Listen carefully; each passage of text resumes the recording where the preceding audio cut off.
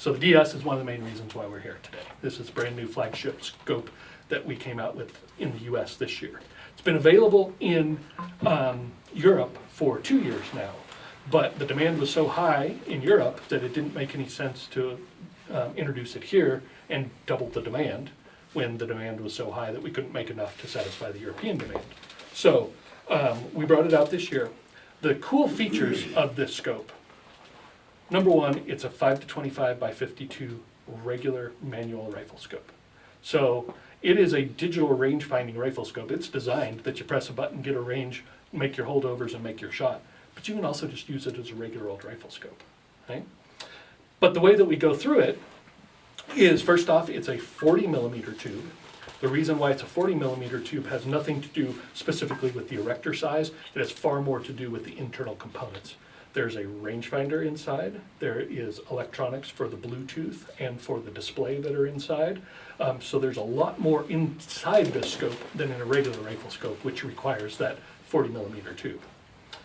The cool thing about the 40 millimeter tube is that a couple of companies make rings that work perfectly, and it still looks like a regular old rifle scope. There's other range-finding rifle scopes that are these big clunky, like square rectangle looking things that just aren't. They don't look great. They look something weird, but this is a cool looking rifle scope. It's heavy. It's 38 ounces, but it combines two products. It combines a rangefinder along with a rifle scope all in one, right? So the way that you do it, it's really cool. You got this top system here. Underneath there is a big battery. It's a CR2 battery, like the Surefire style battery. And there's a couple of tools. Those tools allow you to remove these caps. There's one cap here, another cap here. This is your, underneath here is where you change your elevation, and underneath here is where you change your windage. So you grab your 40 millimeter rings, you put it on a pick rail on your rifle, you bore sight it, you go out to sight it in, take your shots, make your adjustments here, and you get it zeroed. Kind of like a regular rifle scope, you just use a little bit different tools, but the same kind of function works, right? Once you have it zeroed, then one of the best things to do is get your muzzle velocity of your rifle. You can make it work without knowing the muzzle velocity, but the muzzle velocity is one of those variables that if you know it, you can make your system work a lot better. So you take your muzzle velocity, and then you pull out your phone, and you go onto our app, and within about 2 minutes, less than 2 minutes typically, you can enter all the data for the load that you're shooting. We have all of the, on that app, we have like every factory load made. If it happens to not be on there, or if you're shooting hand loads, you can plug in the data for your hand load. You put in your elevation and your temperature settings, you make some adjustments to how the display will look, and you go, boom, send it. And it takes all that information that you put in, and it sends it over to the scope. Yes, sir? What distance are you zeroing? Zero, whatever you would like. It's one of the coolest things about this scope too, is it's completely variable. So you can choose whatever distance you want. You have to put that into your, and actually I shouldn't say it's whatever distance you like. I believe the limitations are 99 to 547, if I remember correctly. So there is a, but you could choose 100 or 200 or 250 or 300 or whatever within the normal hunting zeros you would have, you can choose whichever one you would like. So once that information is transferred over to the scope, you put your phone away, you don't need it ever again, okay? So now all that data lives on there. So you go out to shoot, and we've already got it zeroed at whatever distance we've chosen. You go out to shoot, and you use the main crosshair for the aiming point for the reticle, or the aiming point for the rangefinder, and you press the button. You press the button, it sends out the rangefinder, and it comes back with a bunch of information on the display. What it will give you is the angle compensated distance. So it tells you the distance in there, and that is an angle compensated distance. Then it will also tell you the foot-pounds of energy your bullet will have at that distance. So let's say we range it, and it says, 422 yards. And then next to it, it will say 1,632 foot-pounds of energy. Cool, so we know at that shot, we got 1,632 foot-pounds of energy. Is that going to be enough to shoot a deer? Yeah.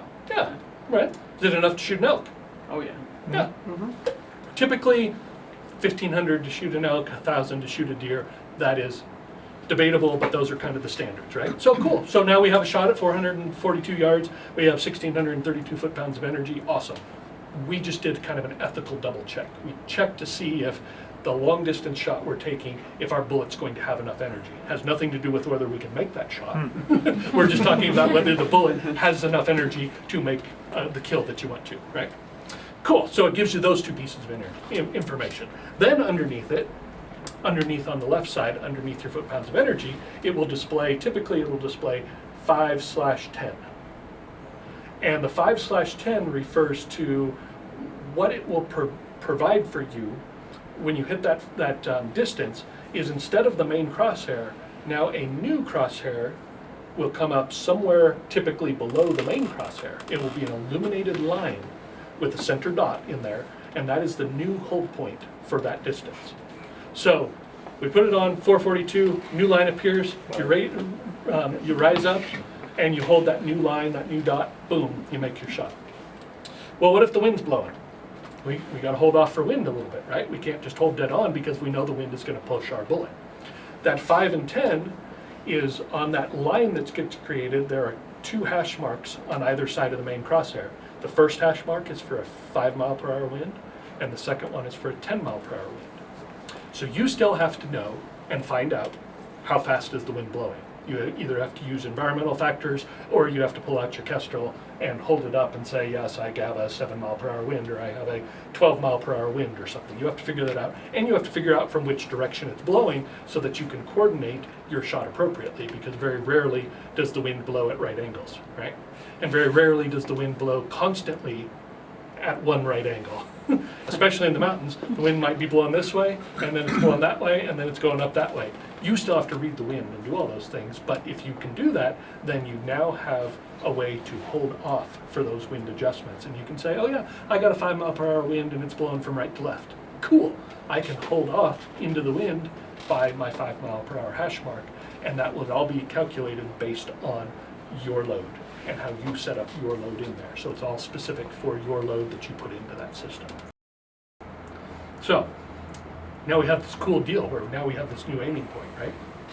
The other thing, it's a variable rifle scope. So if we're taking a long distance shot, what magnification should we be on? If we have a 5-25 rifle scope and we're taking a long distance shot, what magnification should we be on? 25. 25, okay. Why wouldn't we want to be on 25? See what's around it. Yeah, maybe so. Need a little more field of view. What if it's a windy? What if you're huffing and puffing because you just ran up a hill? Should you be taking a shot at 25 power? That's an ethical decision for you to make. But maybe it'd be nice to crank that magnification down a little bit so that your crosshairs aren't bouncing around as much, right? Obviously, if we can turn it up to 25 and it works there and you can see clearly and everything works, yeah, let's use it. You got it, let's use it. But sometimes that 25 power might not be feasible for that shot, right? It might be a little dark. As you increase magnification, the amount of light decreases, so you might want it to be a little bit brighter. There's all kinds of different reasons where you could use a different magnification. The cool thing about the display, that line that gets projected inside there, is that as you change your magnification, that line will move up and down. So it doesn't matter what magnification you're on, you will get a reading and you can use it at any magnification. With one caveat. Out my back window, where I go out my back porch a lot, okay? So I look out my back porch and out across it there's a mountain. And that mountain, so this goes up to a couple other little specs to know. The Rangefinder is a 1,500 yard rangefinder. We have gotten it far beyond 1,500, but it ranges to 1,500 as typical. Sometimes you can't hold it steady enough to get 1,500, or sometimes there's too much crap in the air or something, but 1,500 yard rangefinder. The ballistics, however, only work to 1,120 yards. So if your distance is further than 1,120, the ballistics don't work. It's another kind of ballistic, or another kind of ethical double check here, like, should we be killing stuff at 1,120 yards? It's each person's decision, but we kind of think that's a little bit far, right? But with that 1,120 yards, so I can go up my back and I can range and get something at 1,120 yards. I can go 1119, I could go 1118, I can go to 1121. So out of that max, let's say we're at 1,118 yards, for example. So I range something at 1,118 yards. The gun that I have it on is a 6.5 Creedmoor. Does anybody know what's really cool about a 6.5 Creedmoor? Or what's the coolest thing about a 6.5 Creedmoor? Everybody has one, right? That's the coolest thing. No, the coolest thing is that they're really accurate, and it's a nice rifle that you can buy inexpensive ammo, find it anywhere, and it's a really accurate gun. The one bummer about a 6.5 Creedmoor is it's not very fast, so it has a lot of drop. It's efficient, it's accurate, but it drops a lot. So let's say that I have this 1118 yard shot. Am I going to have to hold up just a little bit on a slow cartridge, or am I going to have to hold up a lot with a slow cartridge? A lot, right? Because that bullet is going to go out and it's going to drop a lot. Okay, so this bullet's dropping a lot. And I took my magnification and I had my big wide field of view at 5 power. And then I cranked up the magnification, and now I only have this much field of view at 25 power. What ends up happening is the line is below your field of view. So my particular rifle at 1118 yards, if I crank it up to 25 power, I can't see the line anymore because I've increased my magnification, decreased my field of view so far that I can't see that line. What's really cool is there's a little arrow in the bottom, and it goes bah, bah, bah, bah, bah. Down, down, down, down, down, down. And so if you see that little arrow doing that, you back off the magnification, and sure enough, up comes that line, and now you can see it. To me, it's another ethical double check. It's another one of those things where I go, if I can't see it, if I can't use my reticle at 1118 yards because I have to be on 15 power and I can't be on 25 power, should I shoot that critter? Probably not. My thought would be, let's try to get a little closer and be able to use that higher magnification or something like that. So the cool thing about this system is how it all integrates. Did you have something, Scott? Yeah, I was just gonna. Yeah. I know my phone is cracked, but I have the DS app, Oh, perfect. so everybody can see how the reticle moves as yardage and everything, and Yep. you can And we see can that. and we can pass it around. You can play with it a little bit. I'll point something out. And we can do it. Yes. So, obviously the battery has shelf life. When you go to swap your battery, does it hold 0? It does. Yep. So the 0 is held because the 0 is mechanical. The data that's in there is held in place by however like your watch knows and stuff like that. I don't know what that electronic stuff is, right? But it does. So if you left it out for like 2 weeks, I think it would potentially go away. But if you swap the battery, yes, all your data stays there. If for some reason though your data is lost, all you have to do is pull it back up on your phone again and sync it. Yep. With this new technology, is this scope legal in most of the western states? Awesome, number one, wonderful question. Short answer is yes.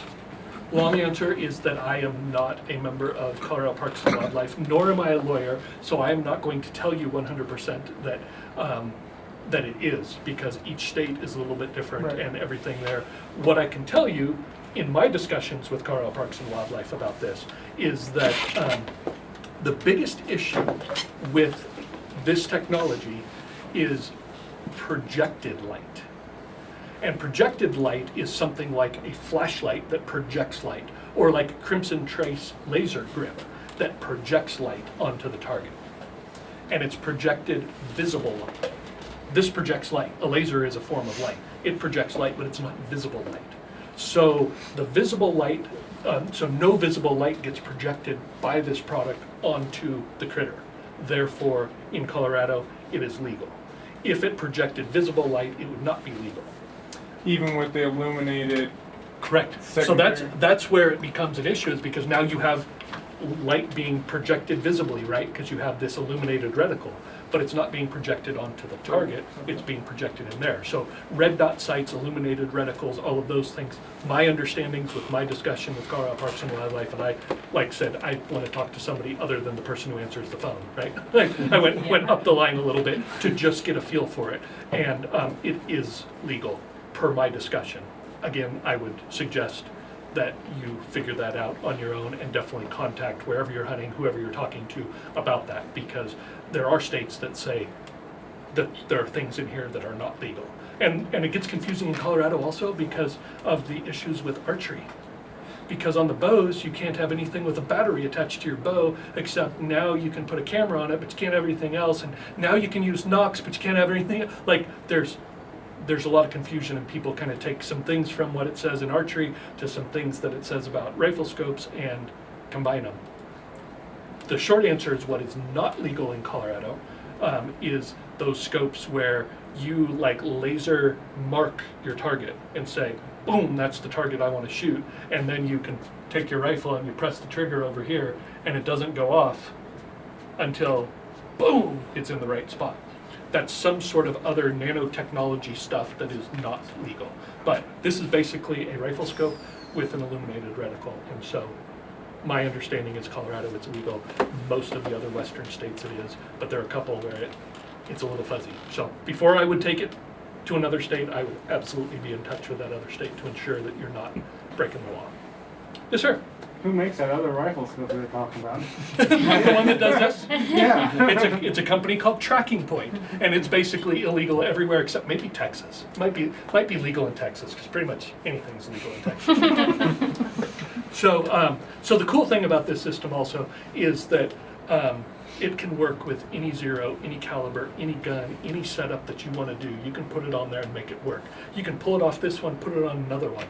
No problem. You just have to reset your data inside that scope, and you can change elevations. You can do all kinds of different things with it. You can make it work, and that's a really handy thing. So the idea behind it is lots of different rifle scopes now have turrets, or the illuminated, or the like a Christmas tree reticle. And the whole idea with both of those systems is we want to be more accurate and more efficient with our shots, especially at longer distances, right?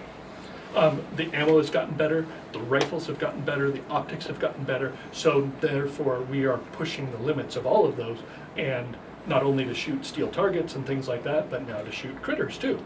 So one of the benefits of this system is it takes kind of all of those systems and puts it into one that's really easy and simple to use, with the idea of let's be the most efficient and effective that we can be when we're hunters. That's what we want to do. That's the entire intent of it, is as a hunter, we want to make sure that when we go out there, we make the most efficient shot and the most effective shot the first time. That's the point, right?